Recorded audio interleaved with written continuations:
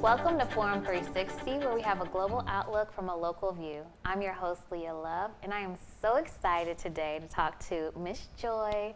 She is joining us as an author, podcaster extraordinaire, and she is going to talk to us today about how to be a solo author and podcaster. So thank you, Joy, for joining us. Well, thank you so much, Leah, for having me. I am so beyond excited to be here. Yay. So we have one of your books here, Yes. But before we get to that, tell us, how did you come up with the title of Joy for the Journey and making that your whole brand?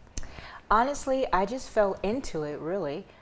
Joy for the Journey is truly about me and about my journey, and I've always been the person to try to find joy in whatever I'm doing, whatever I've done, and then that translates into helping other people find joy in their journey, i.e. their journey of life. So that's how Joy for the Journey, the title, came about. Okay, and so tell us a little bit about your background.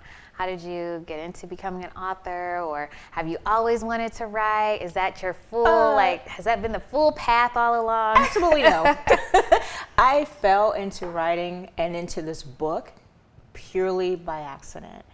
Back in 2019, a really good friend of mine recommended me to read The Year of Yes by Shonda Rhimes. And if you haven't read the book, I encourage your viewers, I encourage anyone to go ahead and read the book. But in the book, Shonda's sister was telling her, you say no to everything.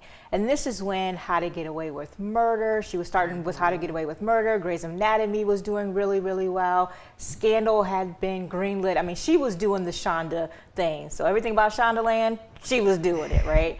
And so in the book, her sister said, you say no to every opportunity that comes about. I challenge you for a year just to say yes to whatever, within reason, whatever comes about. And so at the end of 2019 into 2020, I said 2020 is going to be my year of yes. I've always written. That's the pandemic year, That's right? the pandemic year, girl, yes, the pandemic. I've always written, I've always shared it with friends and family, but I never really branched out. So in 2020, I left a job after 15 years, being fully vested in a job, but I was tired. So I left there, went to another job, and as you said, the pandemic hit, right? So I was last man in, first man out. So my job was phased out, and I said, what am I gonna do? Oh, Joy, you said yes. So guess what? This is your yes. So I just started sharing what I was writing with friends and family, and it got to the point where the people were saying, this needs to be a book. And so my sister, Lisa, actually started Not Really Random Publishing for me to publish my book. So when I say it's a family affair, it is truly a family affair, and every opportunity I get, I'm so grateful to her for putting her money up, because child, I wasn't working, I didn't have a job. For putting her money up to say, I believe enough in you and enough in this dream and vision of yours to start Not Really Random Publishing. And so she did, to publish Joy for the Journey. It's amazing. I love our sisters, right? What we do Love without them. So were you involved in any of that process? Like, what's the background of publishing? What are the things that people should know, should not know? Tell us about that. I think one of the biggest things that you definitely need to do is do your homework, right? There are a lot of, publishing sites out there that say, I will help you with publishing. But through my sister's research, through our research, what we were finding is they were just giving you the toolkit and you were doing it yourself. And what was in this toolkit? So the toolkit could be anything from directions on how to find your EIN or request your EIN number, or even your marketing strategy, just all of the different components that go into publishing a book, but you were still doing it yourself. So in that, she actually started, again, Not Really Random Publishing, where we do all that for you. We are a one-stop shop, so you don't have to worry about going to different places and figuring it out yourself. You come to us, we do it for you. Shameless plug, I know, but I'm keep pushing. But I didn't even know you offered that to people. Yes, so, okay. Yes. So in that, again, we found that it was just a toolkit, and you were still spending your money, and there wasn't really anyone there to advise you. You were still doing it yourself. So that was one of the things that we learned from the self-publishing route as we were looking and doing the research. Okay. So what has helped or hindered you most while writing a book? Me, I have hindered myself a lot. I am a perfectionist by nature, by heart. You know me fairly well, and I am truly a perfectionist. I want to make sure things are done perfectly. So in that, I've gotten in my own way because I'm like, nope, that's not right. Take that out, start over. Nope, that's not right. Take that out, start over. So once I got out of my way and just said, trust the process, it doesn't have to be perfect when you first write it. That's what an editor is for, and we do that as well. But that's what the editor is for. They pretty it up. They put all the punctuation in because I don't punctuate worth nothing.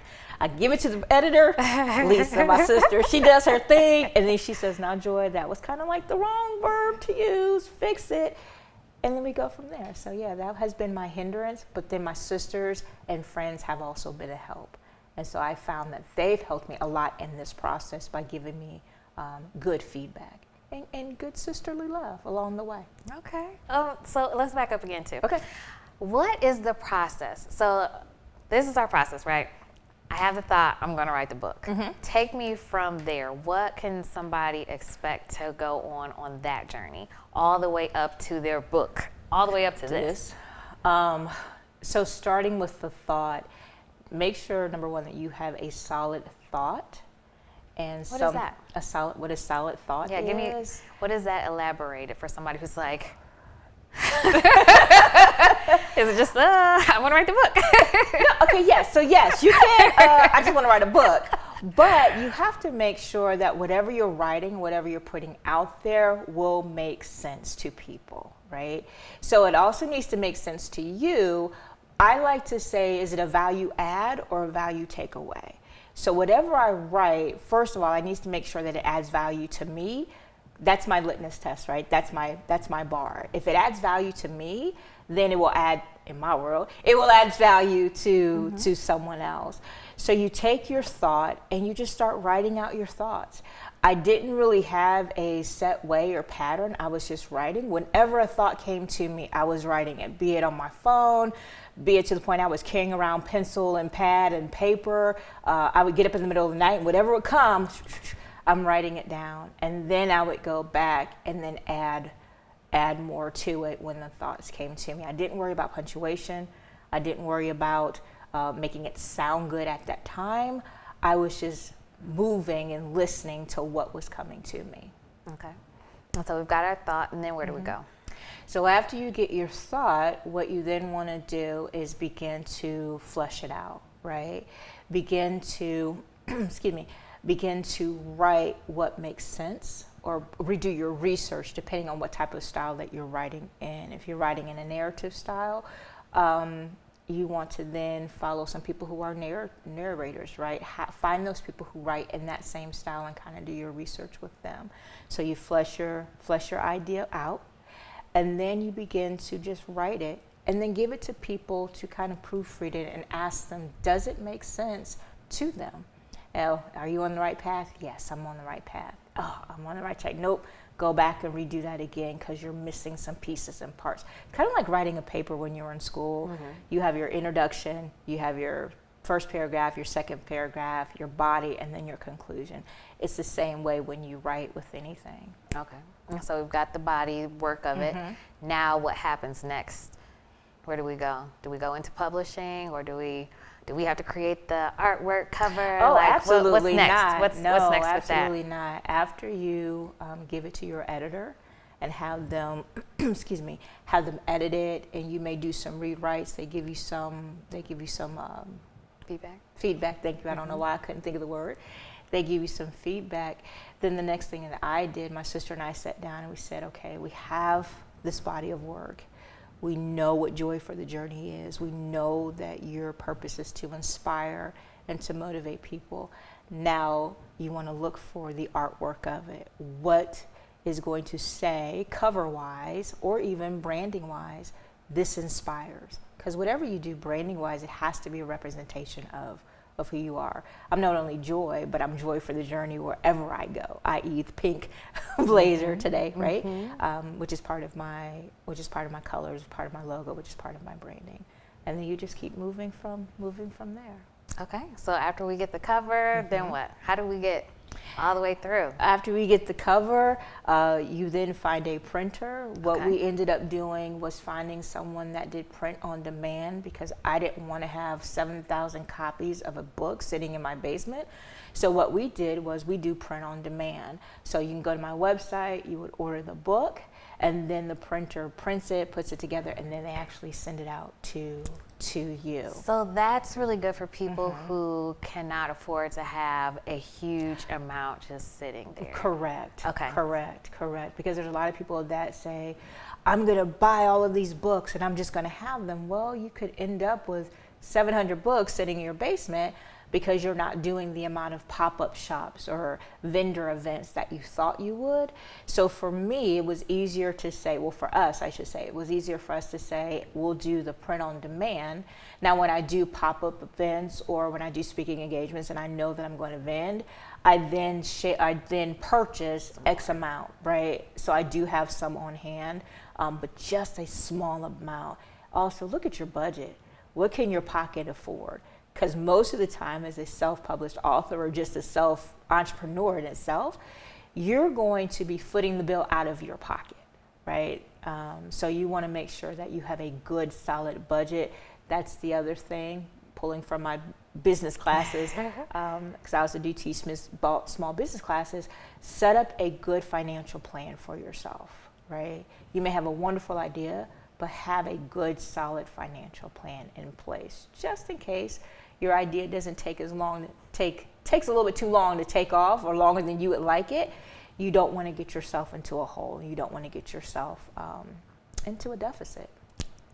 I can 100% agree, and especially with the pandemic, understanding your numbers, an emergency fund, and planning for the unexpected, because it will happen. Absolutely.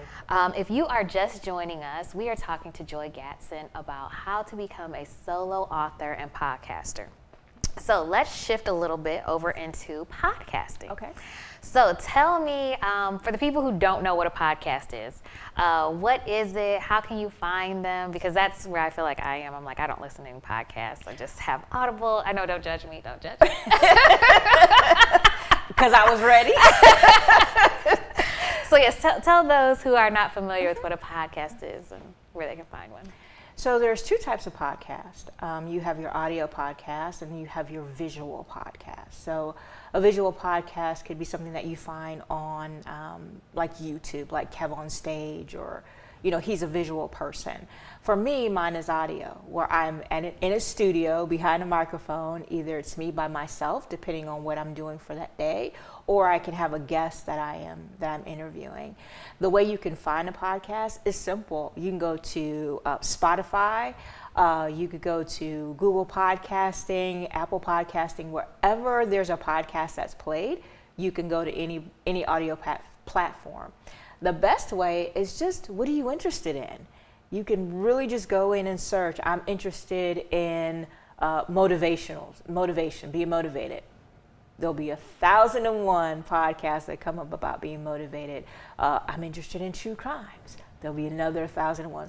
So it's really just based upon what are you interested in, and that's how you would find what you want to listen to. Then another way that you can find out what you're interested in listening to is if there's an author that you like to follow. Like I like Brene Brown, so I know Brene has her own podcast. Go ahead and put in Brene Brown, and now I can listen to all of the podcasts that she has. Okay, so someone is setting up a podcast. Where's the best place to do that at? Like, what are some do's and don'ts of setting up for a podcast? One of the do's, I would say, is find a good platform that's free. And there are a lot of free platforms out there. Give me a cup. We're going to get you out of information. Yes. So the platform that I use is Anchor. Okay. Which is completely free. You can record a podcast in one of two ways. You can either go to a studio like I do. I physically go to a studio, or they have it set up now on Anchor where you can just record it even on your phone, record it and upload it. Okay. And there it is. So you have Anchor, Spotify has a free service, and there's so many. Okay. There's so many, but again, the one that I like to use and the one that I currently use is Anchor. Is there any equipment that is really good to use or not use that you can think of off the top of your head? No, because like I said, I'm in a studio. And they have it all. And they have it all, but there are, excuse me, if you go on Amazon and put in podcasting equipment, they will rank the type of equipment that is out there. I do have a small microphone. Let me take that back. I do have a small microphone. It's called a HN1. Okay. And it literally will sit in the middle of the table, and you and I can have a conversation. It has a disc in it. You just take it out, upload it to whatever platform you're using. So what if somebody is like, I really want to start a podcast, but I have no idea what I'm going to talk about? How am I going to find my guest? Like, what would your advice be to that person? What do you like to do? That's the first thing. What drives you? What's your passion? What do you feel that you can spend an hour, 15 minutes talking about by yourself if you don't have a guest? So that would be the first thing. Figure out what it is that you want to talk about. The next thing is that you want to build your framework. Again, just like this show here, right? You build out the framework. You know what it is that you want to say, you know how you want to say it, and then you find the guests that fit into that. Okay. What would you have done differently merging both the author route and the podcaster route? What are some of the things you think you would have done differently to be a little bit more successful or to move a little bit quicker with it? I think what I would have done is I would have pulled more from the book in the beginning when it comes to the podcasting piece. Because I have for content, right? And that's key, knowing the content and building out your content. I got a whole book. I'm like, Joy, why are you not utilizing why are you not utilizing the book? Why are you trying to reinvent the wheel? You don't have to do that. So if you already have content available, rely on that content, pull that content, and just have to build it out a little bit more. Building it out could be from adding a guest. It could be adding more to what you've already said, giving a little bit more meat to it, adding in statistics, things like that. Okay. And you mentioned the book earlier. I lost it already in my head. But what are some, you said say yes. Your guess. What are some of the books on your shelf that you feel are like must reads for people? Oh, that's a really good question. Right now I'm reading, I've read Brene Brown's Matter of the Heart. Okay. Excellent book, especially for the kind of podcasting and the genre that I'm in. It's given me some good content. Eight Rules of Love by Jay Shetty. I've read that. Yeah. What's that about? It's about how to basically loving yourself, okay, right? How to love yourself, and if you can love yourself, you then can spread that to other people. Trust and Inspire. I'm always about leadership books as well, learning to lead, because when you're in a platform like this, you're also a leader. So making sure that you are walking the talk and walking in your purpose and walking in that leadership vein. So Trust and Inspire by Stephen Covey. Those are great recommendations. I'm going to add those to my list. Okay, so with podcasting and creating, like with your pop-ups and everything, you're building a community. So what is your advice for continuing to build that community, or how do you engage with your community if somebody wanted to learn how to build that up? Social media is probably the best way to do that, and it's free. You don't have to worry about paying for it. I think that's the biggest thing right now is what can I get the most bang for my buck. So I do that through social media. I do that through like things like this, like speaking engagements, when I'm able to be one-on-one with people and just have that connection.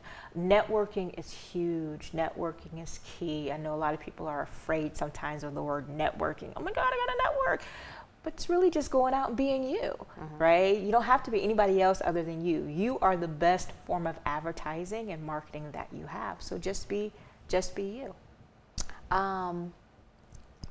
With that, If somebody wants to, because I always believe you should have more than one stream of revenue coming in, right? So we've got the author, podcaster.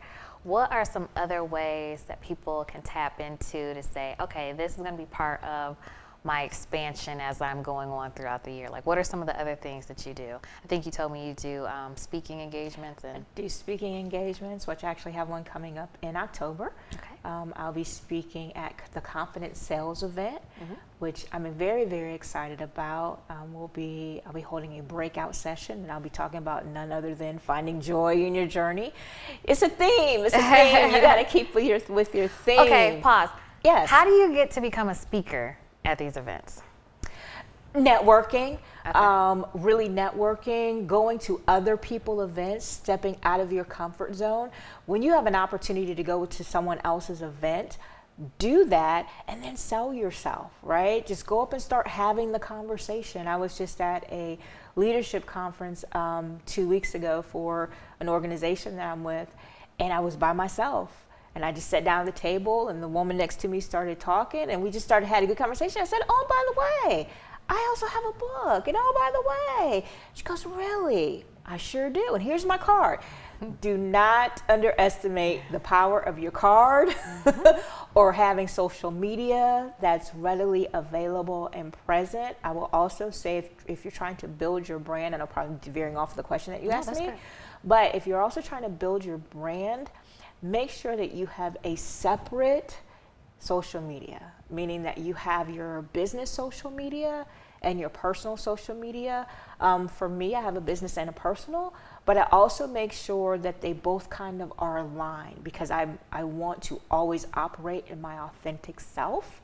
So I don't want people saying, ooh, we see Joy for the Journey over here, and then we see Joy, oh, she tripping, right?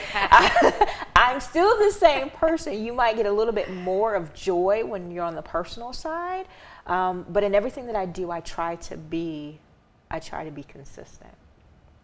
I love it. I know in business, it was hard for me to separate the two because it was my name. So it's like, okay, everything tells you, be the business, be the business, be the business.